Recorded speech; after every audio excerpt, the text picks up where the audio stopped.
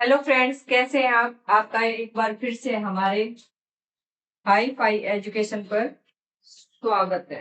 मैं आपकी अपनी संगीता दलाल आज आपके लिए लेकर आई हूँ कक्षा 6 का अध्याय 6, जिसका विषय है यानी अध्याय का नाम है भारतीय सभ्यता का प्रारंभ।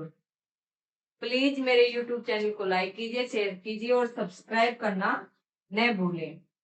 और अगर आपको कंपटीशन एग्जाम के लिए कोचिंग लेनी है तो मैंने अपनी वीडियो के डिस्क्रिप्शन बॉक्स में अपने प्ले स्टोर से हाई फाई एजुकेशन ऐप का लिंक शेयर कर रखा है।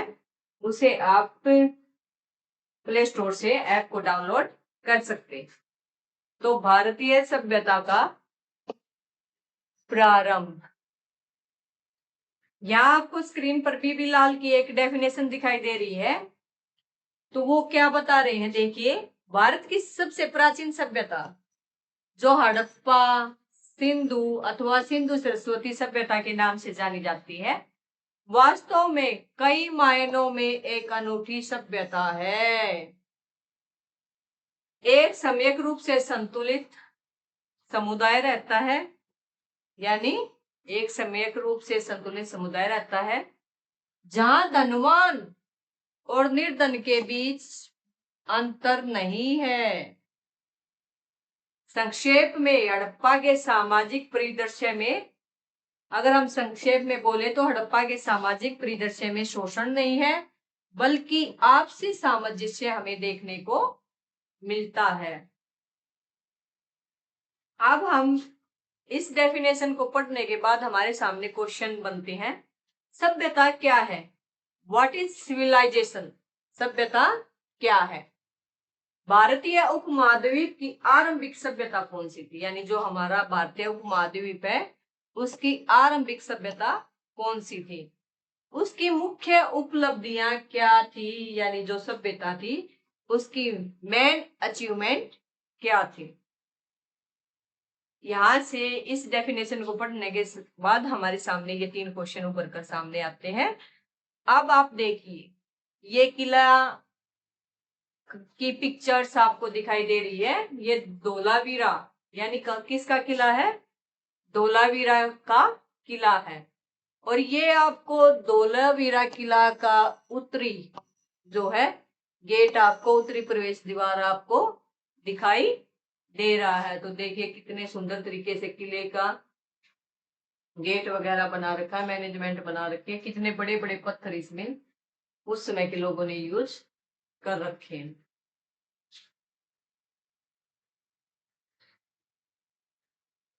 सभ्यता क्या है?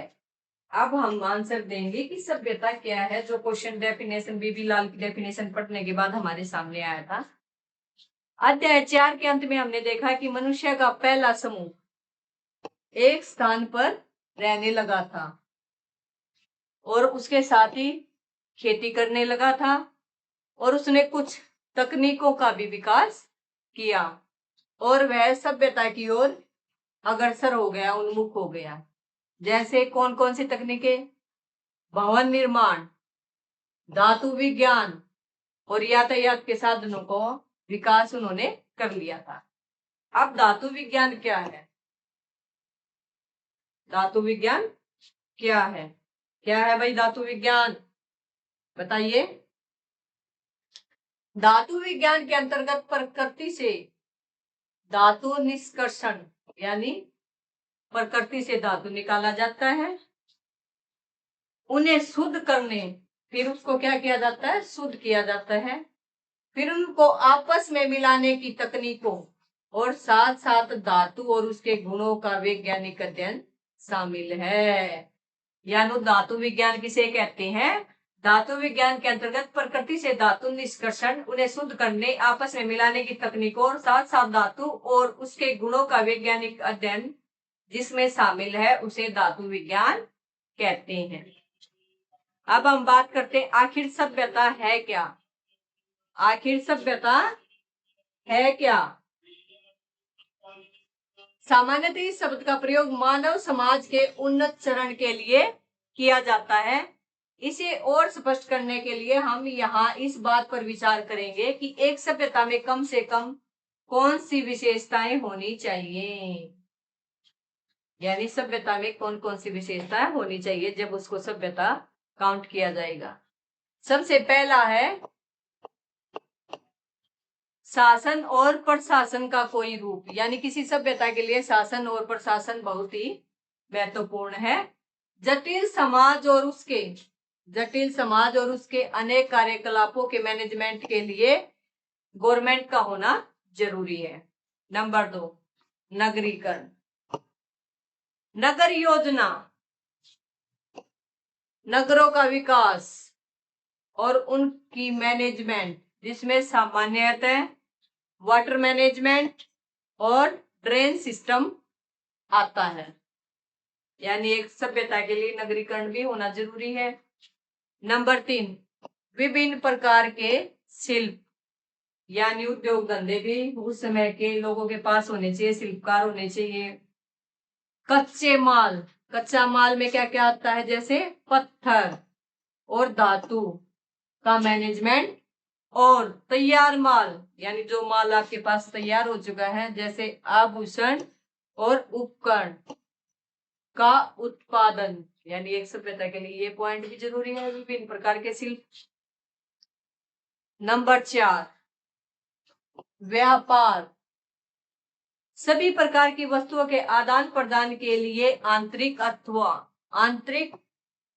और बाहरी व्यापार, दोनों प्रकार का व्यापार होना चाहिए।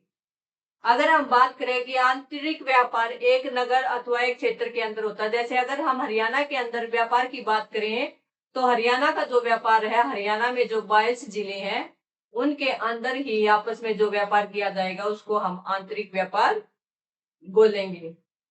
अब हरियाणा का बाहरी व्यापार कैसे होगा?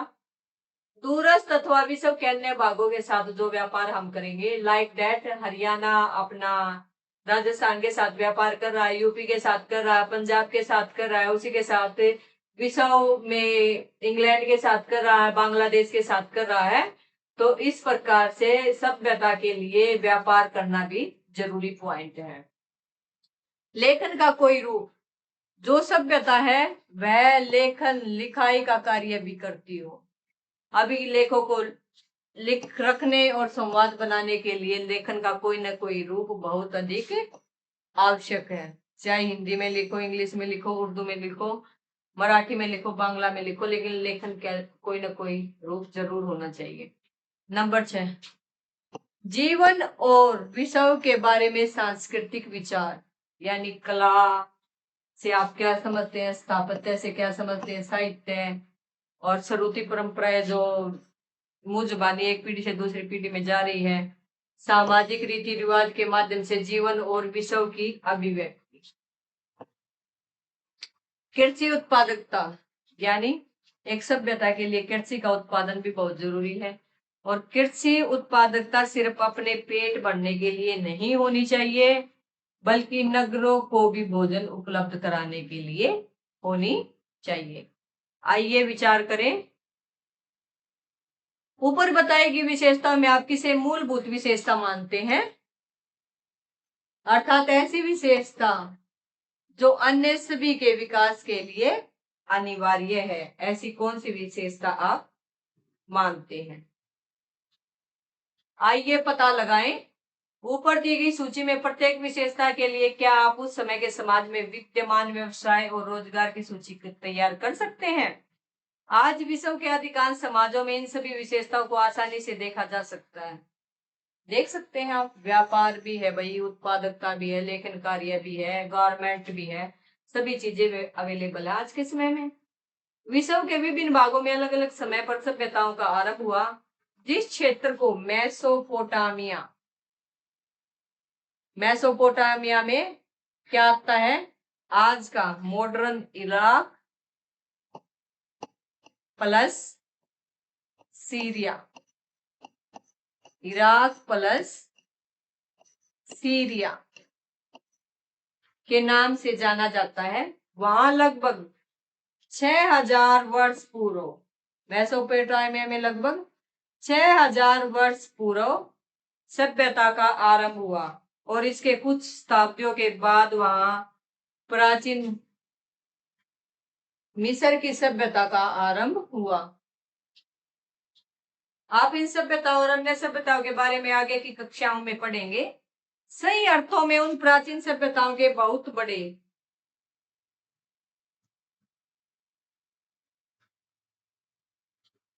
योगदान और प्रगति के कारण ही मानवता आज वर्तमान स्थिति में पहुंच चुकी है। अभी हम केवल भारतीय उपमहाद्वीप और उसके उत्तर पश्चिम क्षेत्र पर दृष्टि डालेंगे। किस पे? भारतीय उपमहाद्वीप और उसके उत्तर पश्चिम क्षेत्र पर दृष्टि डालेंगे, जहां से हमारी कहानी आरंभ हुई।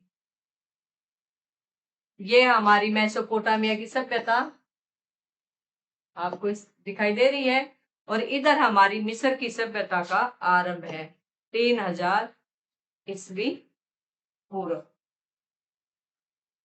यानी साधारण पू का मतलब है साधारण संवत पूर्व, साधारण संवत पूर्व, साधारण संवत पूर्व। और यहाँ पर ये आपको सिंधु सरस्वती सभ्यता दिखाई दे रही।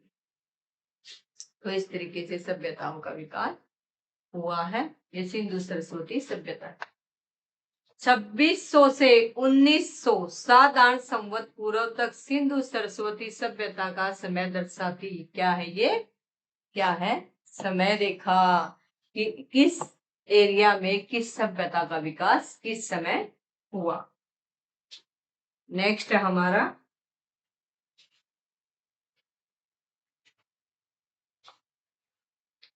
गांव से नगर। ये हमें दिख रहा है कि एक पिक्चर्स हमारे सामने है। इसमें 60 डिग्री पूर्व, 63 डिग्री पूर्व और यहाँ ये उत्तर डायरेक्शन दिखा रखी है। सहायक नदी वह नदी जो किसी बड़ी नदी या झील में मिलती है, उदाहरणार्थ यमुना। यमुना नदी किसकी सहायक नदी है? गंगा नदी की सहायक नदी है। सहायक नदी किसे कहते हैं?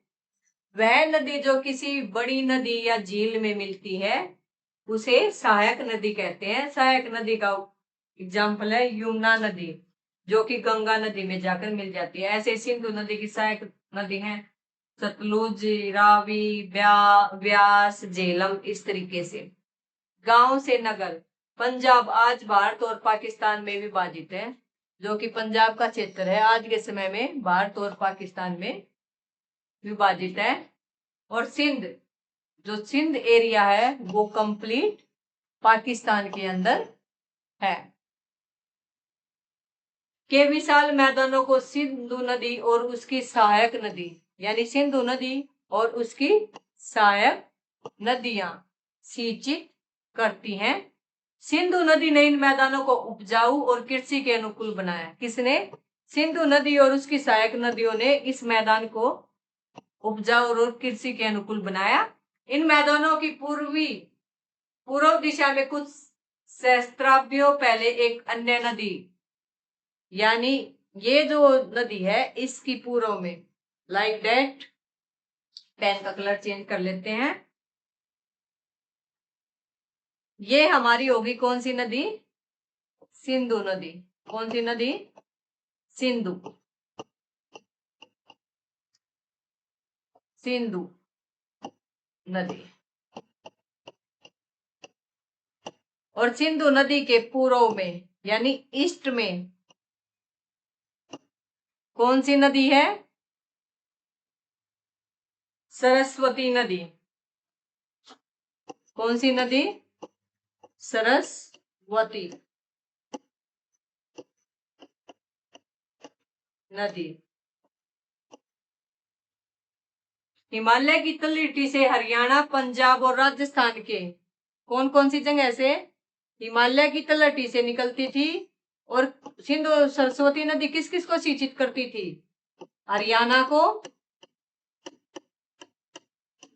राजस्थान को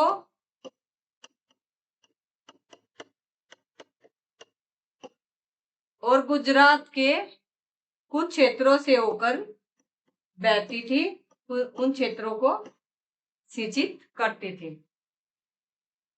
3500 साधारण संवत पूर्व से इस पूरे क्षेत्र में गांव और नगरों में क्या हो गए? परिवर्तन, यानी विलेज और सिटीज में क्या आ गया? चेंज। और लगभग 2600 साधारण संवत पूर्व,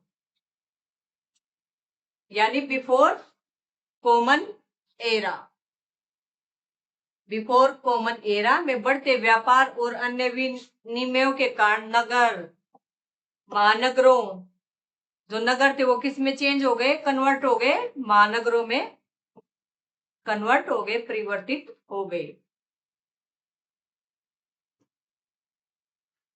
इस सभ्यता को पुरातत्ववेताओं ने सिंधु सभ्यता, हड़प्पा सभ्यता अथवा सिंधु सरस्वती सभ्यता के नाम से जाना जाता है, यानी नाम दिए। हम इन सभी नामों का प्रयोग करेंगे। इस सभ्यता के निवासियों को हड़प्पाई, यानी इस सभ्यता में जो निवासी रहते थे उनको क्या कहा गया?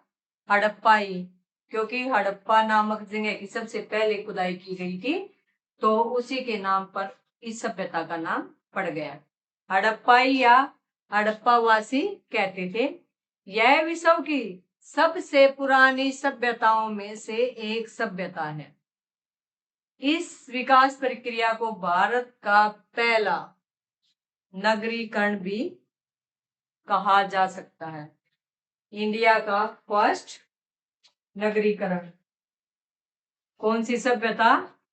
हड़प्पा सभ्यता। ये आप देख पा रहे होंगे सूतकांगे डोर। क्या देख पा रहे हैं? सूतकांगे डोर।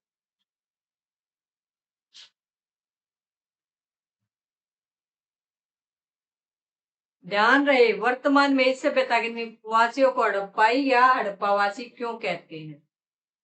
बताइए क्यों कहते हैं? ये आपको पिक्स दिखाई दे रही होगी भारतीय उपमहाद्वीप की। इसमें आपको यहाँ पर हिमालय पर्वत, हिंदुकुश पर्वत, नॉर्थ वेस्ट में सुलेमान और किर्थर की पहाड़ियां। अब हम देखेंगे कि हड़प्पा कालीन स्थल, ये हमारी जो है, एक बार चेंज कर, सिंधु नदी को आप देख पा रहे हैं। ये सिंधु नदी की सहायक नदी झेलम नदी, चिनाब नदी, रावी नदी, ये यहाँ व्यास नदी, ये सतलुज नदी, ये नदियां आप सिंधु नदी की सहायक नदियां देख पा रही हैं। यहाँ पर ये गंगा नदी, यमुना नदी, और यहाँ आपको दिखेगी बनास नदी। कौन सी नदी? बनास नदी।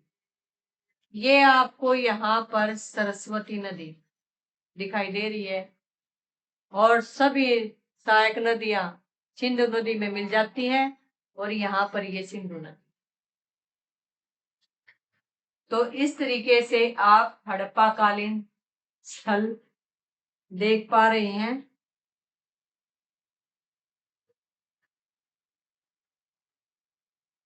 ये है हमारा लखनजो-दड़ो। क्या है? लखनजो-दड़ो।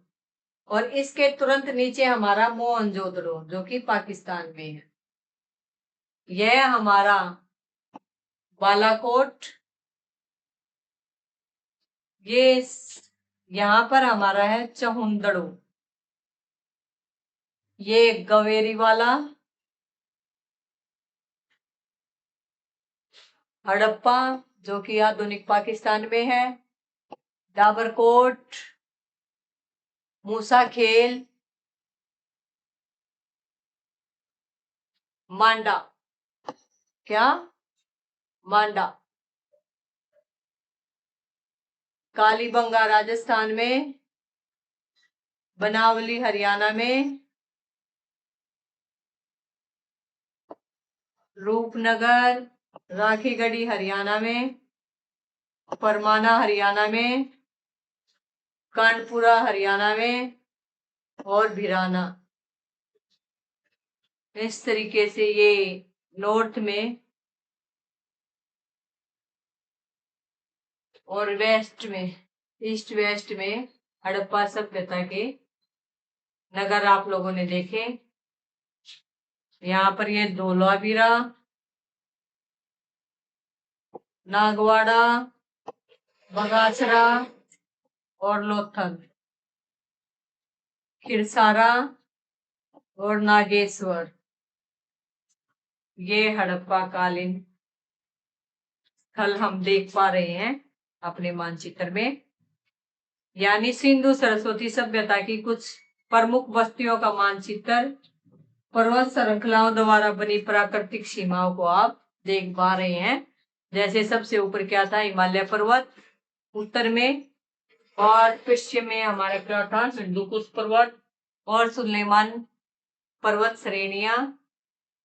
तो इसके बीच में ये सिंधु सभ्यता पली और फूली। इस सभ्यता के कुछ प्रमुख नगरों को मानचित्र में दर्शाया गया है। क्या आप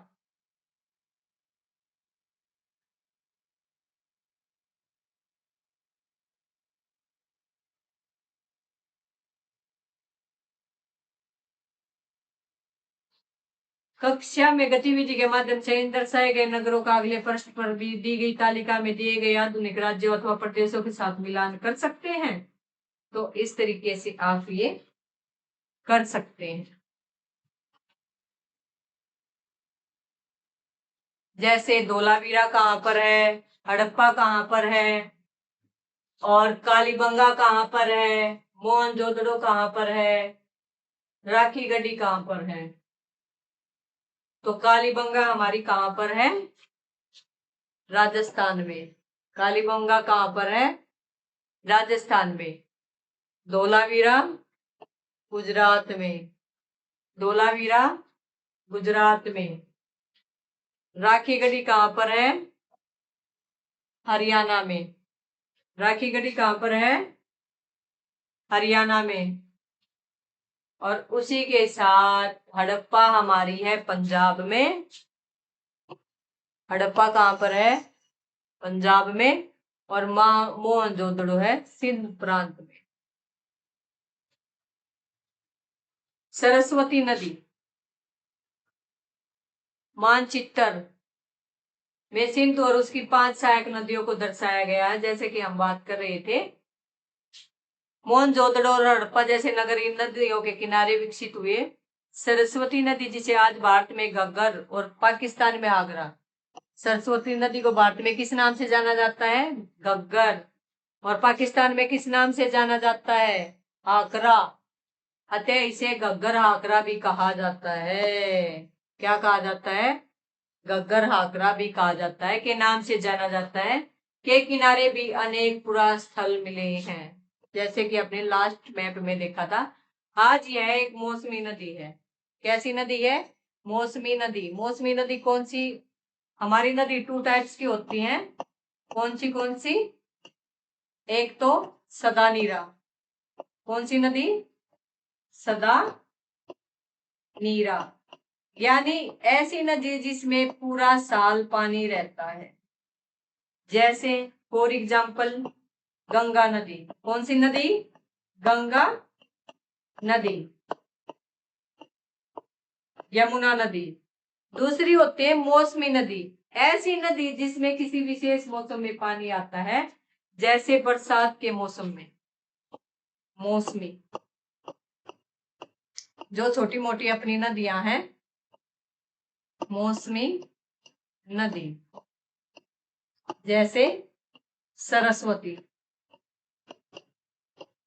वती नदी, राजस्थान में लूनी नदी। लूनी नदी, ये नदियां मौसमी नदी हैं।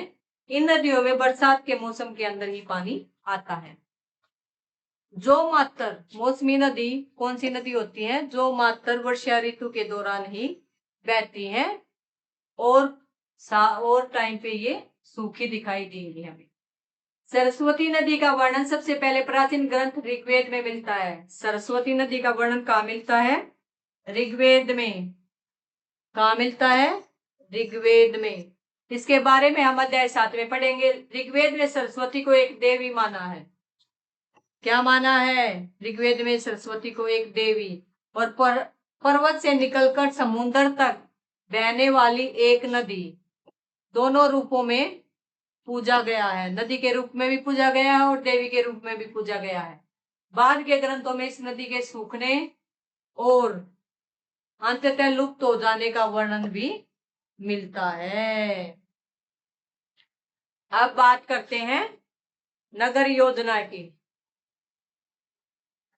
किसकी? नगर योजना। हड़प्पा और मोहनजोदड़ो जो अब पाकिस्तान में है। हड़प्पा और मोहनजोदड़ो जो भी हड़प्पा सभ्यता के सबसे मेन जो नगर थे वो अब कहाँ पर है? पाकिस्तान में है। इस सभ्यता के सबसे पहले दो नगर जिनकी खोज लगभग एक शताब्दी पूर्व यानी 1924 में की गई। सिंधु नदी के मैदानों में बहुत से पुरास्थल मिले हैं, जिसके कारण इस सभ्यता को आरंभ में सिंधु घाटी की सभ्यता कहा गया, यानी इंडस वैली सिविलाइजेशन। बाद में अन्य प्रमुख नगरों जैसे धोलावीरा गुजरात में, राखीगढ़ी हरियाणा में, गवेरीवाला पाकिस्तान के चोलिस्तान मरुस्थल में और सैकड़ों छोटे छोटे सतलों जैसे गुजरात में लोथल जो कि एक डकयार्ड भी है की खोज की गई एवं कुछ खुदाई भी की गई। क्या की गई? कुछ खुदाई भी की गई।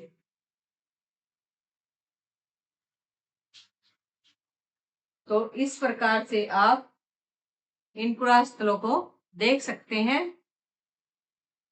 इस प्रकार की खोजें आज भी जारी है। यह रोचक है कि सरस्वती नदी की द्रोणी में, सरस्वती नदी की द्रोणी यानी बेसिन में केवल 2 महानगर हैं। क्या है? केवल 2 महानगर। कौन सा? राखीगढ़ी और गवेरीवाला आते हैं, 2 महानगर। किसकी द्रोणी में? सरस्वती नदी की द्रोणी में। सरस्वती नदी द्रोणी यानी नदी की द्रोणी में। द्रोणी यानी बेसिन। बेसिन द्रोणी यानी बेसिन। कौन से नगर आते हैं? राखीगढ़ी और गवेरीवाला। बल्कि छोटे छोटे अनेक नगर हरियाणा में फरमाना, हरियाणा में क्या है? फरमाना। और राजस्थान में क्या है? कालीबंगा। और कुछ अन्य नगर हरियाणा के 2 नगर भिराना और बनावली भी आते हैं। निसंदेह मानचित्र में दिए गए क्षेत्रों में पुरास्थलों की सघनता स्पष्ट दिखाई देती है। अधिकांश हड़प्पा सभ्यता के नगर सुनियोजित योजना के अंतर्गत यानी प्री प्लान निर्मित किए गए थे। उन नगरों में चौड़ी सड़कें थी जो सामान्य चारों दिशाओं की ओर उन्मुख थी। कैसी सड़कें थी? खुली सड़कें जो सामान्यतः चारों दिशाओं की ओर उन्मुख थी। जैसे हड़प्पा सभ्यता में जो सड़कें बनाई गई थी वे एक दूसरे को समकोण पर काटती थी ताकि सड़कों पे हवा चलने के साथ अपने आप ही क्या हो जाए? सफाई हो जाए। सफाई के लिए अलग से खर्चा नहीं करना पड़े। अधिकांश नगरों के चारों ओर किलाबंदी थी, यानी नगरों के चारों ओर क्या थी? किलाबंदी की गई मिलती है। और नगर के 2 विशिष्ट भाग थे। कितने विशिष्ट भाग थे? 2। ऊपरी नगर जहां संभवतः अभिजात वर्ग रहते थे। कैसे लोग रहते थे? जो अमीर लोग थे वो वहां पर रहते थे, ऊपरी नगर। और दूसरा था निचला नगर। निचले नगर में साधारण लोग रहते थे, यानी 2 तरीके के नगर थे। कैसे कैसे? ऊपरी नगर में कौन रहता था भाई? अभिजात वर्ग। ऊपरी नगर में कौन रहता था? अभिजात वर्ग, अभिजात वर्ग, यानी इसको ऊपरी नगर या ऊपरी दुर्ग भी कह सकते हैं। और दूसरा था निचला दुर्ग, निचला दुर्ग या नगर। इसमें कौन रहते थे? साधारण लोग। कौन रहते थे? साधारण लोग। कुछ बड़े भवनों का उपयोग सामुदायिक उद्देश्यों के लिए किया जाता था। फॉर एग्जाम्पल गोदाम, वेयर हाउस, जहां प्रीवेंट किए जाने वाली वस्तुओं को रखा जाता था, यानी जो वस्तुएं एक जगह से दूसरी जगह पर भेजी जाती थी उनको गोदामों के अंदर रखा जाता था। सड़कों और गलियों में विभिन्न आकारों के निजी घर मिलते हैं, डिफरेंट डिफरेंट शेप में वहां पर घर मिलते हैं। रोचक बात यह है कि बड़े और छोटे घरों के निर्माण की गुणवत्ता एक समान थी। जो टेक्निक यूज की जाती थी ना घरों को बनाने के लिए, जो भी डिजाइन यूज किया जाता था वो क्या था? एक समान इक्वल डिजाइन यूज किया जाता था। सामान्यतः उन भवनों के निर्माण में ईंटों का प्रयोग किया जाता था। किसका प्रयोग किया जाता था? ईंटों का। कुछ संरचनाओं के निर्माण के उद्देश्य आज भी चर्चा का विषय हो सकता है। मोहनजोदड़ो का प्रसिद्ध, जो मोहनजोदड़ो है उसमें प्रसिद्ध महान स्नानागार है। एक छोटा और विस्तृत स्नानागार है जिसका आकार 12x7 मीटर है। क्या है? Size 12x7 metre.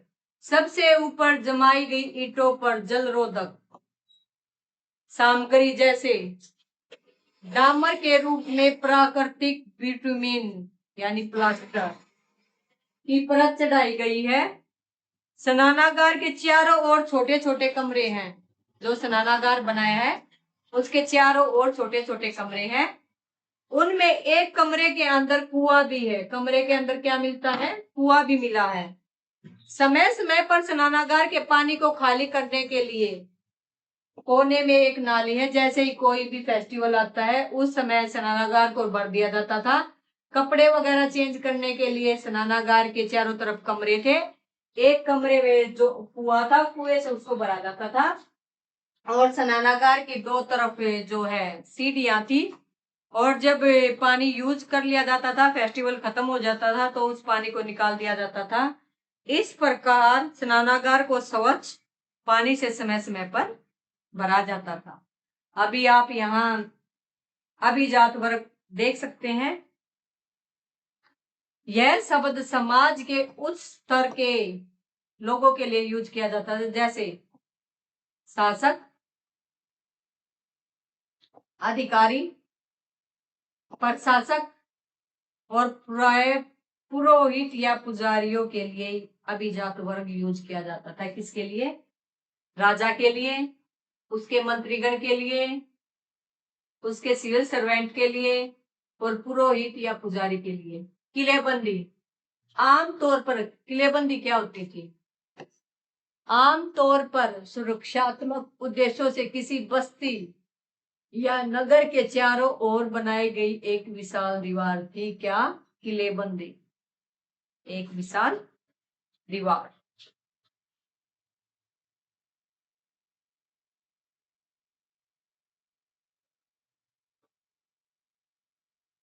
ये आप देख पा रहे हैं कालीबंगा, राजस्थान के निचले नगर में एक चौड़ी सड़क।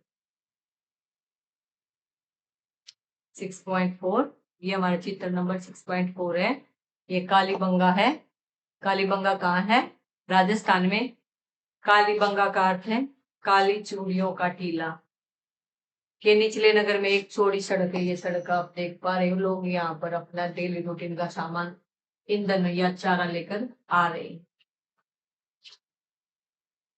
चित्र 6.5,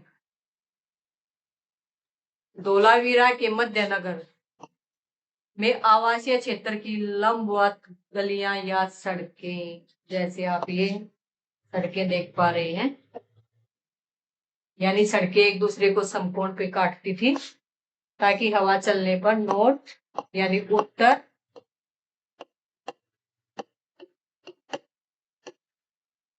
ईस्ट पूर्व,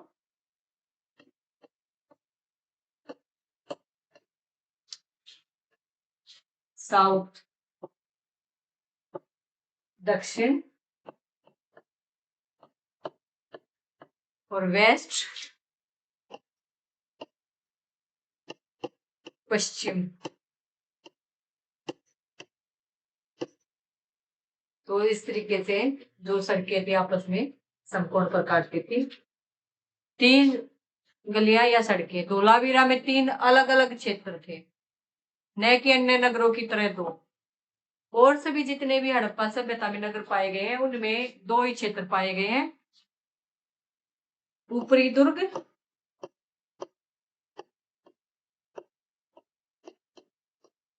जो अभी जात वर्ग के लिए था और निचला दुर्ग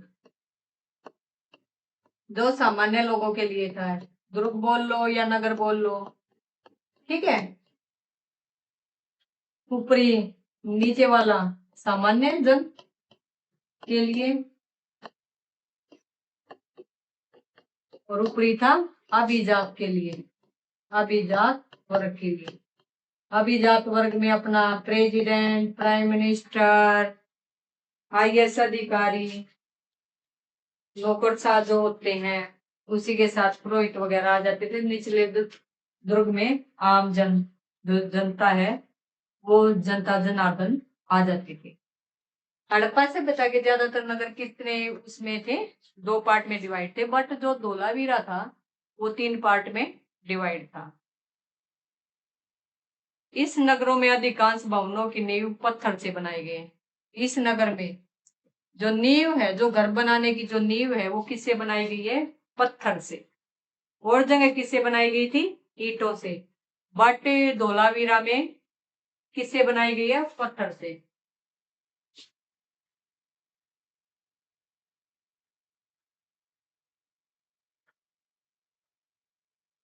ये आप एक और पिक्चर देख पा रहे हैं, मोहनजोदड़ो का महान स्नानागार, ग्रेट बॉक्स।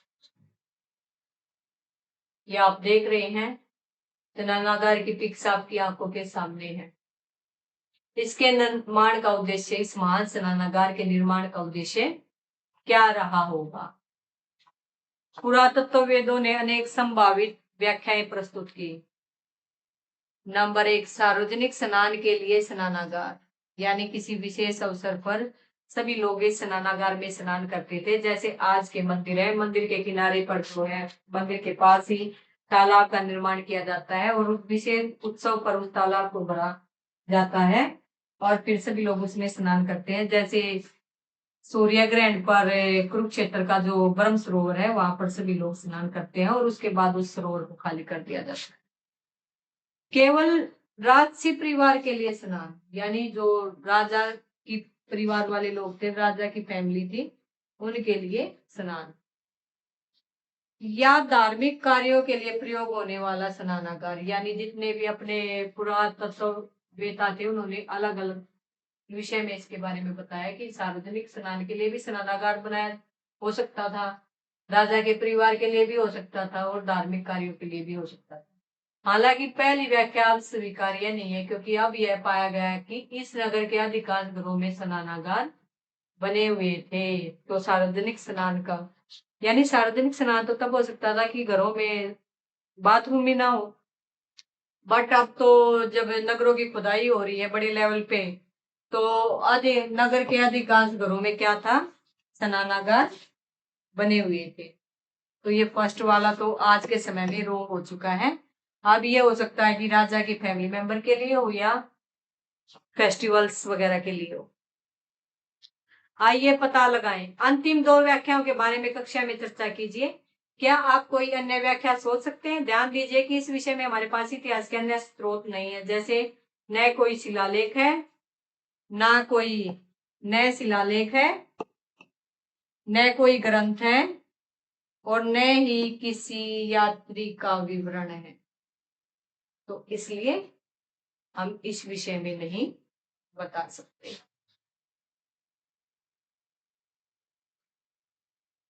जल प्रबंधन। हड़प्पावासी जल प्रबंधन यानी वाटर मैनेजमेंट और स्वच्छता को बहुत महत्व देते थे। उनके घरों में स्नान के लिए अलग अलग स्नानागार होते थे। ये नगर जल निकास प्रणाली ड्रेन सिस्टम से जुड़े हुए थे, जो साधारणतः सड़कों के नीचे होती थी। आज के टाइम पे भी आप सीवरेज वगैरह देख सकते हैं, वो हमारी रोड्स के नीचे हैं, हमारी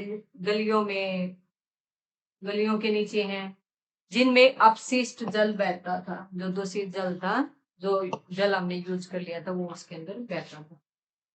ये आप पिक्स देख सकते हैं इस तरीके से। आपको ये पिक्स दिखाई दे रही है, ड्रेन सिस्टम की पिक्स।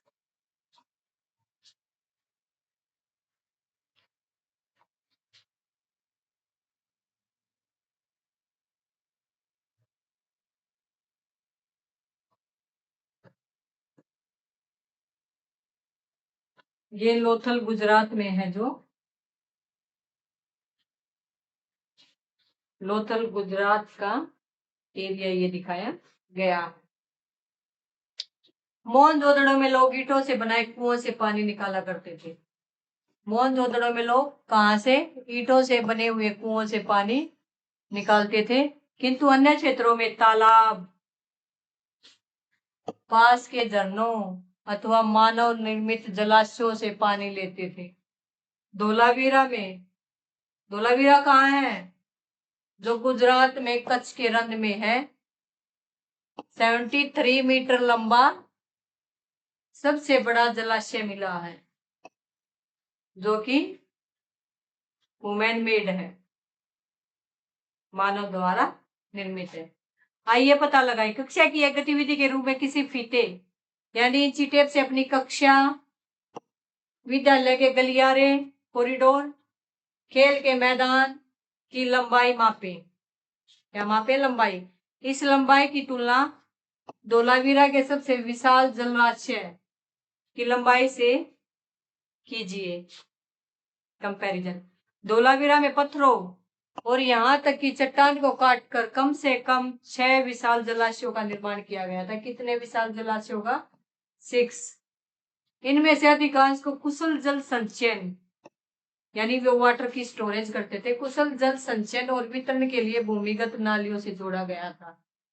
जैसे कि आजकल हमारा डिग्गी सिस्टम है। तो इस तरीके से आप धोलावीरा का ये पिक्चर देख सकते हैं। धोलावीरा में चट्टान को काटकर बनाया गया, ये जो है चट्टान को काटकर बनाया गया है 33 मीटर लंबा जलाशय। 33 मीटर लंबा जलाशय। ये लोग पानी को स्टोर करते।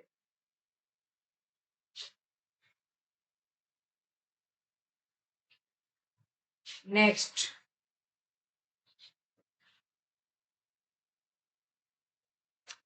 आइए विचार करें।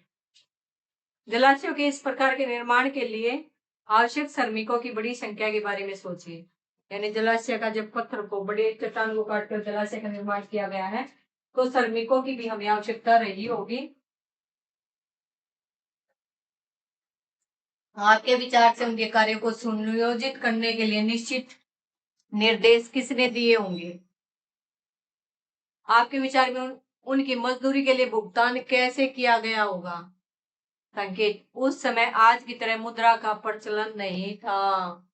यानी जैसे आज हम पैसा यूज करते हैं, उस समय वे लोग पैसा यूज नहीं करते थे।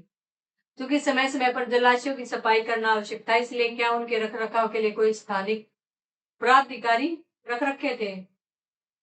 इस नगर के शासक और नगर प्रशासन के बारे में इससे हमें क्या संकेत मिलते हैं? कल्पना कीजिए और अपने शिक्षक के साथ चर्चा कीजिए। पुरातत्ववेत्ता भी इन प्रश्नों के बारे में चर्चा करते हैं और उनके उत्तर सदैव निर्णायक नहीं होते। हड़प्पावासी क्या खाते थे? हड़प्पा वासियों ने अपनी अनेक बस्तियां, बड़ी बस्तियां और छोटी नदियों के किनारे बसाई थी। यह सिर्फ जल स्रोतों तक आसानी से पहुंचने के लिए नहीं, बल्कि कृषि के दृष्टिकोण से भी एक औचित्यपूर्ण विकल्प रहा होगा, क्योंकि नदियां अपने आसपास की भूमि को क्या बनाती हैं? उपजाऊ। पुरातात्विक खोजें यह दर्शाती हैं कि हड़प्पावासी दलहन और अनेक किस्म की सब्जियों के अतिरिक्त जौ, गेहूं, कुछ मोटे अनाज, बाजरा और कभी कभी धान की जैसे अनाज की खेती करते थे। यूरेशिया में कपास उगाने में भी वे सर्वप्रथम थे। Eurasia, Eurasia, Eurasia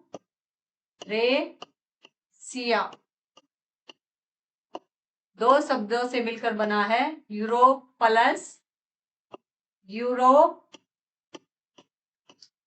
plus Asia, Eurasia. तो क्या कहा गया है कि यूरेशिया में कपास उगाने में भी वे सर्वप्रथम थे, यानी हड़प्पा सभ्यता में सबसे पहले कपास का उत्पादन हुआ, जिसका उपयोग कपड़ा बुनने में किया करते थे। सिंपल सी बात है। उन्होंने हल सहित खेती के कई उपकरण बनाए। उन्होंने खेती करने के लिए हल भी बनाया और सारे कई उपकरण बनाए, जिनमें से कुछ का उपयोग आधुनिक समय में किसानों द्वारा किया जाता है, जिनको आज भी किसान यूज करते हैं। दलहन में हमारा क्या आता है? फसलों की श्रेणी। दलहन एक फसलों की श्रेणी है जिसमें सेम, मटर के दाने और दालें सम्मिलित है। सेम की फली, मटर के दाने और दालें सम्मिलित है किसमें? दलहन में। ये हल आप देख पा रहे होंगे जो आज के समय में भी यूज किया जाता है। यह गहन कृषि गतिविधि सैकड़ों छोटे ग्रामीण सतलों अथवा गांव द्वारा संचालित की जाती थी। अभी की तरह तब भी ग्रामीण क्षेत्रों से पर्याप्त कृषि उपज प्रतिदिन उपलब्ध होने पर ही नगर के लोग जीवित रह पाते थे। हड़प्पा वासियों ने मांस के सेवन के लिए अनेक पशुओं को पाला। क्या किया हड़प्पा वासियों ने? मांस के सेवन के लिए अनेक पशुओं को पाला। मछलियों के लिए नदियों एवं समुद्रों पर निर्भर रहते थे। खुदाई में बड़ी संख्या में पाई गई पशुओं की हड्डियां और मत्स्य जीवाश्म से इस बात का पता चलता है। हड़प्पा वासियों का खाना पकाने के पात्रों में क्या होता था? मिट्टी के पात्रों की वैज्ञानिक जांच से कुछ प्रश्नों के उत्तर मिलते हैं, जिसमें प्रत्याशित दुग्ध उत्पाद और अप्रत्याशित जैसे हल्दी, अदरक और केले दोनों प्रकार के अवशेष हैं। स्पष्ट है कि उनके भोजन में बहुत विविधता थी, यानी काफी वैरायटी उनके खाने में आपको देखने को मिलती है। आइए पता लगाएं। मान लीजिए कि आप हड़प्पा के एक नगर में खाना पकाते हैं। आप ऊपर दी गई जानकारी के आधार पर कौन से व्यंजन बनाएंगे? सक्रिय व्यापार। हड़प्पा वासी न केवल अपनी सभ्यता आसपास या बहुत दूर के अन्य नगरों में, बल्कि भारत के भीतर और बाहर अन्य सभ्यताओं और संस्कृतियों के साथ भी सक्रिय रूप से व्यापार किया करते थे। उन्होंने आभूषणों, लकड़ी, दैनिक उपयोग की कुछ वस्तुओं, संभवतः सोना एवं कपास और कुछ खाद्य वस्तुओं का निर्यात किया। उनके सर्वाधिक प्रिय आभूषण कार्नेलियन मोती थे, जो अधिकतर गुजरात में पाए जाने वाले लाल रंग के अल्प मूल्यवान पत्थर के होते थे। कार्नेलियन जो अल्प मूल्यवान लाल रंग का पत्थर था उसके होते थे। हड़प्पा के कारीगरों ने उनमें छेद करने की तकनीक भी विकसित की थी। क्या करने की? छेद करने की तकनीक विकसित की थी, ताकि धागे को डालकर उन्हें तरह तरह से सजाया जा सके। उन्होंने शंखों से बहुत सुंदर चूड़ियां भी बनाई। क्या बनाई? शंखों से बहुत सुंदर चूड़ियां। चूंकि शंख का खोल सख्त होता है, उनकी चूड़ियों को बनाने के लिए परिष्कृत तकनीक की आवश्यकता भी होती थी। यह स्पष्ट नहीं कि हड़प्पावासियों ने निर्यातित वस्तुओं के बदले में किस वस्तु का आयात किया।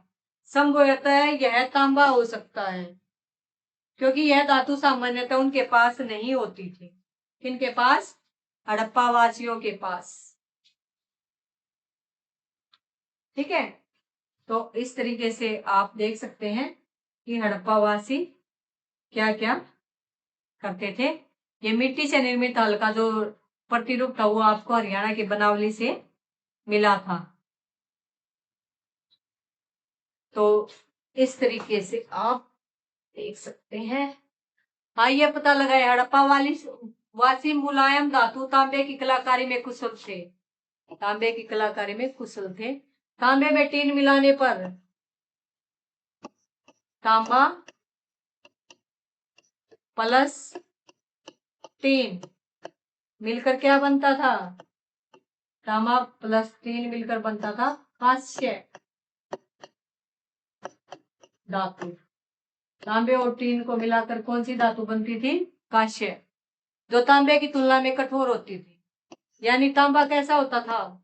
सॉफ्ट।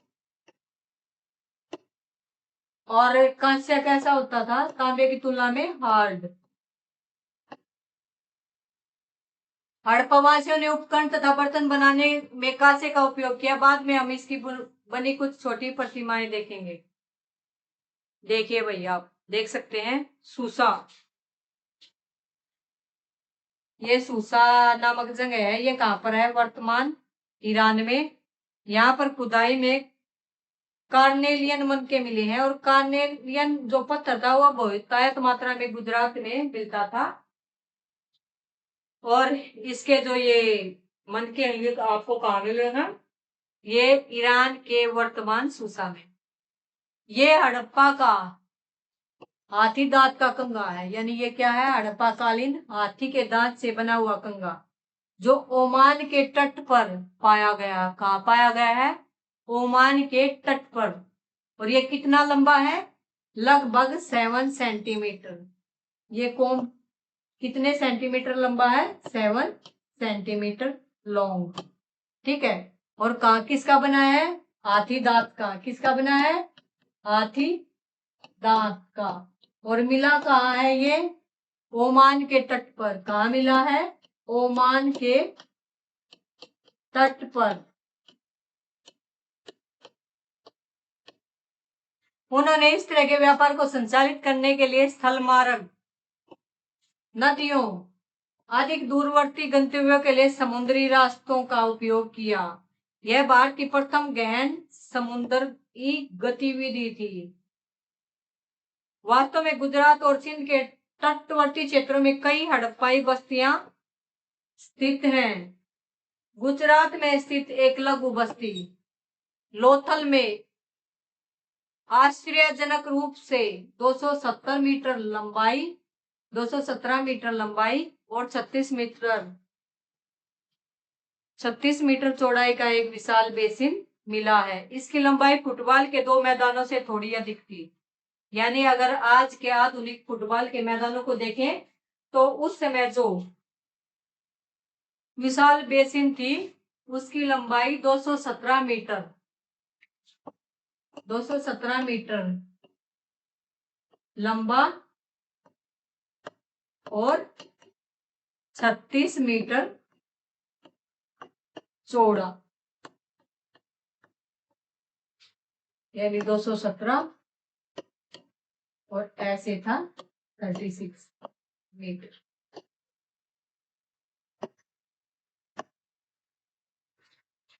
और आज के समय में जो 2 फुटबॉल के मैदान हैं उनसे अधिक ही। जिसका इस्तेमाल नावों के माध्यम से वस्तुओं के आयात और निर्यात के लिए किया जाता रहा होगा। इस प्रकार के व्यापक स्तर के व्यापार में यह आवश्यकता है कि व्यापारी अपने सामान से और इस तरीके की चीजों को वहां पर स्टोर करके रखें। लोथल में विशाल बंदरगाह, डकयार्ड। ये आप लोथल के विशाल बंदरगाह का भी क्या देख सकते हैं? पिक्चर देख सकते हैं। 70 मीटर। सामान्यतः इनके ऊपर जानवरों के चित्र बनाए गए हैं।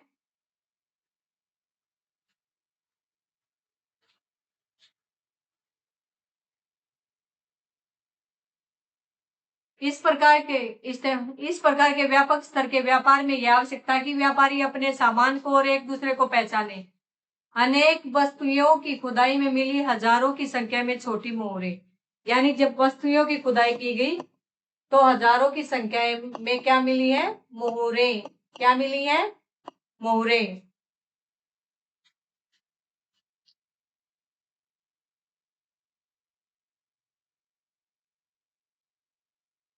संख्या में छोटी मोहरों का मुख्य उपयोग यही रहा होगा। ये मोहरें एक मुलायम पत्थर पर स्टीएटाइट की बनी है, यानी किस पर? एक मुलायम पत्थर पर ये मोहरें बनाई गई है। कैसे पत्थर पर? मुलायम पत्थर पर,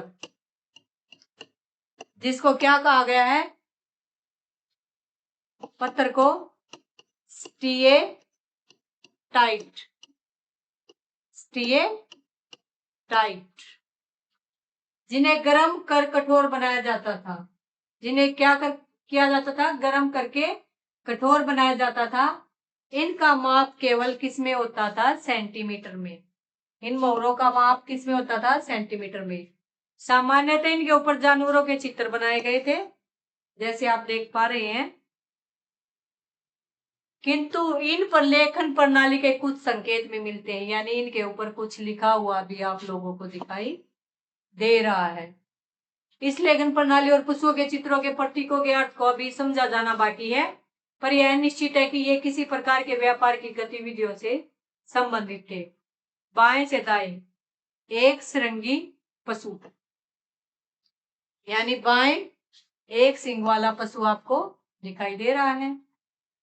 बैल, सेकंड में आपको बैल दिखाई दे रहा है। सींग वाले बाघ को दर्शाती हड़प्पा की कुछ मोहरें, और उस समय हड़प्पा कालीन मुद्राओं पर जो अपना बाघ था उसको भी सींग लगे हुए हैं। आइए पता लगाएं। कुछ लेखन संकेतों के साथ हड़प्पा की इन तीनों मोहरों को देखते हुए आपके मन में क्या विचार आता है? क्या आप इनकी कोई व्याख्या देना चाहेंगे? अपनी कल्पना शक्ति के आधार पर इनकी व्याख्या दीजिए।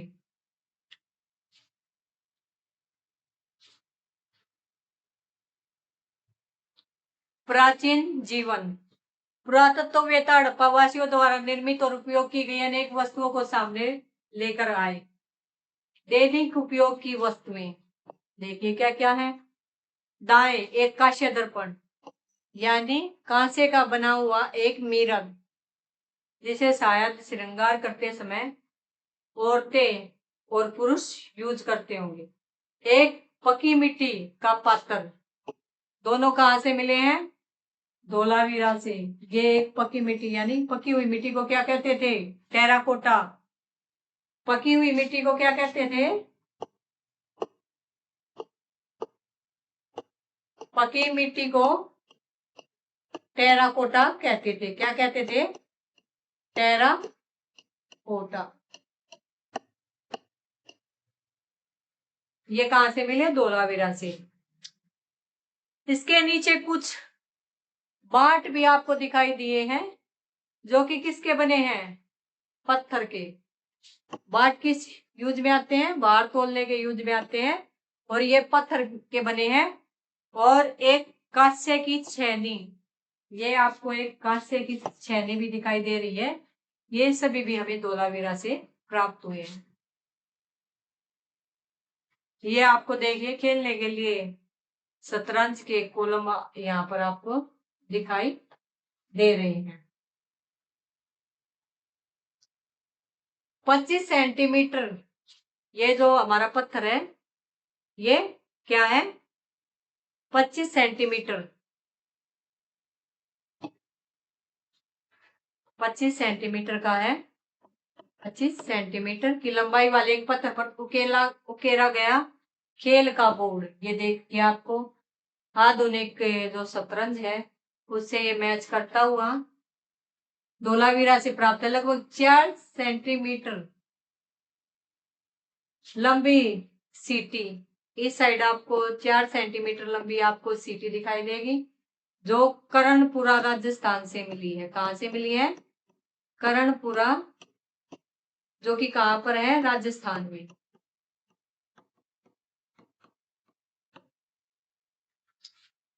हड़प्पा वासियों ने वयस्कों और बच्चों दोनों के मनोरंजन के लिए क्या तैयार किए हुए हैं? खेल तैयार किए हुए हैं। ये सीटी आप देख पा रहे हैं, ये 4 सेंटीमीटर लंबी है बच्चों के लिए बजाने के लिए, जो आज भी अवेलेबल इस तरीके की सीटियां बनाई जाती हैं।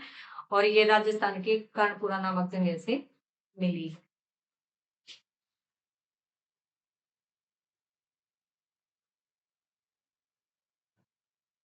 सांस्कृतिक और प्रतीकात्मक वस्तुएं। एक छोटी मूर्ति जिसे पुरोहित राजा, ये पुरोहित राजा की मूर्ति आप लोगों को दिखाई दे रही है। कहा जाता है, ये भी है मालूम नहीं कि यह है प्रतिमा किसकी है। आज तक हमें ये नहीं पता कि ये जो प्रतिमा हमें दिखाई दे रही है किसकी है। स्वास्तिक दर्शाती हुई मोहर, ये जो मुहर है इसके ऊपर जो स्वास्तिक का चिन्ह है वो हमें दिखाई दे रहा है। आज के समय में भी हम क्या करते हैं, स्वास्तिक अपने हिंदू धर्म में, अपने सनातन धर्म में स्वास्तिक की मान्यता है। ठीक है। शक्तिशाली पशुओं से घिरे ऊंचे स्थान पर बैठे त्रिमुखी देवता पशुपति शिव। ये त्रिमुखी देवता है जिसके 3 मुंह हैं, और ये कहाँ पर बैठे, किस इन सिद्ध पशुओं से घिरे हुए हैं। तो इस तरीके की चीजें आपको दिखाई दे रही है। ये आपको मोहनजोदड़ो से प्राप्त नृत्य की एक लघु कांस्य प्रतिमा है, यानी ये प्रतिमा मोहनजोदड़ो से नर्तकी की मिली है। और जो किसकी बनी हुई है, कांस्य की बनी हुई है। कांसा किस क्या कौन कौन सी धातु मिला के बन रहा था? टीन और तांबा। यह 10.8 सेंटीमीटर ऊंची है। इसकी हाइट कितनी है इस प्रतिमा की? इस प्रतिमा की जो हाइट है वो है 10.8 सेंटीमीटर। नमस्ते की मुद्रा में बैठी एक पकी मिट्टी की मूर्ति। नमस्ते, ये नमस्ते किए हुए नमस्ते की मुद्रा में है। पकी मिट्टी यानी पकी हुई मिट्टी को क्या कहते थे? टेराकोटा। तो उसकी मूर्ति है। एक पात्र पर प्यासे कोए की कहानी। ये प्यासे कोए की जो कहानी है एक पात्र के ऊपर लिख रखी है। कहानी को दर्शाता चित्रण जिसमें वह पात्र के निचले हिस्से से जल को पीने की एक चतुर तरीका अपनाता है। एक पात्र के ऊपर ये देखो प्यासा कुआ है, ये किस तरीके से पत्थर डालकर और पानी पीता है। चतुर तरीका निकालता है। ये हमें लोथल से प्राप्त होया है। क्या? प्यासे कुएं की कहानी। आइए विचार करें। पृष्ठ 100 और 101 पर दर्शाई गई वस्तुओं या इस अध्याय में चित्रित अन्य वस्तुओं को देखते हुए क्या आप उन गतिविधियों और जीवन के पक्षों का पता लगा सकते हैं जो हड़प्पा वासियों के लिए महत्वपूर्ण थे? आइए पता लगाएं। लोथल के पत्थर पर दर्शाई गई कहानी को पूरा कीजिए। आपके विचार से इस कहानी को 4000 से अधिक वर्षों से क्यों याद किया जाता रहा है? आपने भी कहानी सुनी होगी कि गर्मी, बहुत अधिक गर्मी पड़ रही थी, गर्मी का मौसम था, एक कौवा प्यासा था, पानी की तलाश में वह इधर उधर घूम रहा था। दूर कहीं उसे एक घड़े में घड़ा दिखाई दिया। उस घड़े में जब उसने वह उस घड़े के पास उड़कर गया। जब उसने उस घड़े में देखा तो उसके अंदर पानी बहुत थोड़ा था। और फिर उसके दिमाग में एक आइडिया आया कि उसने आसपास में पड़े हुए पत्थरों को उठाया और उस घड़े में डालना स्टार्ट कर दिया। और घड़े में वे पत्थर डालने के बाद पानी ऊपर आ गया और पानी पीने के बाद वह कुआं जो है उड़ गया। इस तरीके की कहानी आप आज से 4000 साल पहले से सुनते आ रहे हैं। और इस तरीके की कहानी कहाँ मिली है? गुजरात के एक पात्र पर। नर्तकी की लघु प्रतिमा पर विचार कीजिए। इस लघु प्रतिमा की भाव भंगिमा से आप क्या समझते हैं? पूरी बाहों को ढकने वाली उसकी उन चूड़ियों को ध्यान से देखिए जो गुजरात और राजस्थानों के क्षेत्रों में अभी भी महिलाएं पहनती हैं। इस अध्याय में आपने और कहां पर इस तरह से चूड़ियां पहनने को चिन्हित किया है? इससे हमें क्या निष्कर्ष निकालना चाहिए? अंत अथवा नई शुरुआत। 1900 साधारण संवत पूर्व के आसपास ही सिंधु सरस्वती सभ्यता की उपलब्धियों के बावजूद उनका हास हो गया। इसके नगर एक के बाद एक खाली होते गए। यदि कोई निवासी वहां रहे भी तो उन्होंने परिवर्तित वातावरण में ग्रामीण जीवन शैली को अपनाया। ऐसा प्रतीत होता है कि पूर्ववर्ती सरकार या प्रशासन अब क्या है, विद्यमान नहीं रहा। धीरे धीरे हड़प्पावासी हजारों नहीं तो सैकड़ों की संख्या में छोटी छोटी बस्तियों के रूप में बिखर गए। आइए विचार करें। वासी ग्रामीण बस्तियों में लौट गए क्योंकि किसी नगरीय जीवन शैली की तुलना में ग्रामीण जीवन शैली भोजन और जल तक सहज पहुंच प्रदान करती है। तब से लेकर अब तक नगर भोजन और कभी कभी जल आपूर्ति के लिए गांव पर निर्भर रहते हैं। इस सभ्यता के पतन के क्या कारण थे? पुरातत्ववेत्ता ने इसके अनेक कारण बताए हैं। बहुत समय पहले यह सोचा गया कि युद्ध और आक्रमण इन नगरों के विध्वंस का जो है क्या है कारण रहा है। क्या? युद्ध और आक्रमण।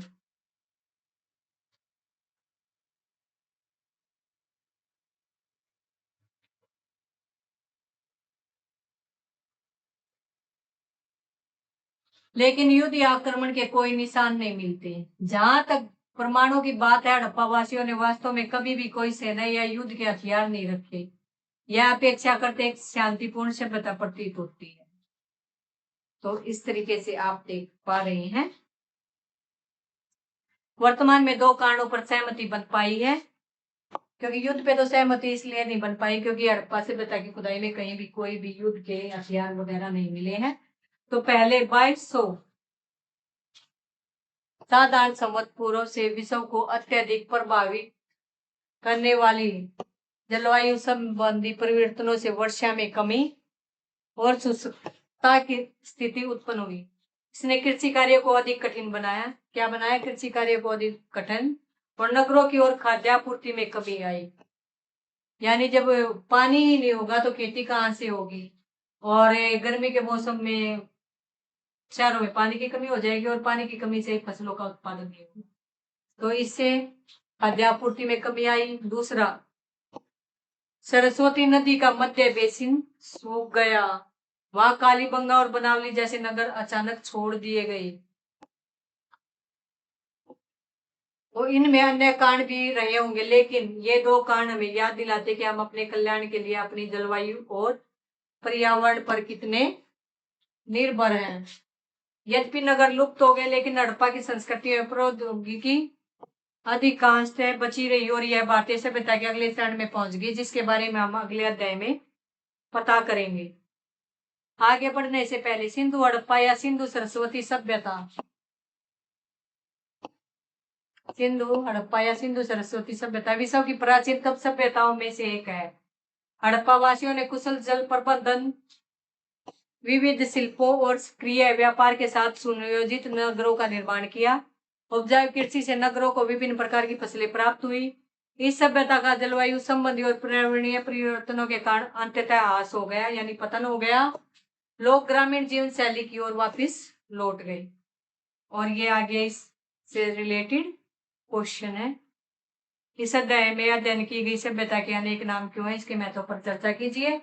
सिंधु सरस्वती सभ्यता की उपलब्धियों का सार देते हुए संक्षिप्त रिपोर्ट 150 से 200 शब्द लिखिए और कल्पना कीजिए कि आपको हड़प्पा से कालीबंगा तक यात्रा करनी है। आपके पास विभिन्न विकल्प क्या है? क्या आप प्रत्येक विकल्प में लगने वाले समय का अनुमान लगा सकते हैं? इस अध्याय के सभी चित्रों पर दृष्टि डालते हुए उन आभूषणों, हाव भाव, वस्तुओं की सूची बनाइए जो अभी भी 21वीं शताब्दी में परिचित प्रतीत होती हैं। धोलावीरा के जलाशयों की प्रणाली क्या सोच प्रतिबिंबित करती है? मोहनजोदड़ो में ईंटों से निर्मित 700 कुओं की गणना की गई है। कितने कुओं की? 700 कुओं की। ऐसा लगता है कि उनका नियमित रूप से रख रखाव किया जाता रहा होगा और अनेक शताब्दियों तक उनका उपयोग किया जाता रहा है। निहितार्थों पर चर्चा कीजिए। सामान्यतः यह कहा जाता है कि हड़प्पावासियों में नागरिकता का उच्च भाव था। इस कथन के महत्व पर चर्चा कीजिए। क्या आप इससे सहमत हैं? वर्तमान भारत के महानगरों के नागरिकों के साथ इसकी तुलना कीजिए। प्लीज मेरे चैनल को लाइक कीजिए, शेयर कीजिए और सब्सक्राइब करना न भूलें।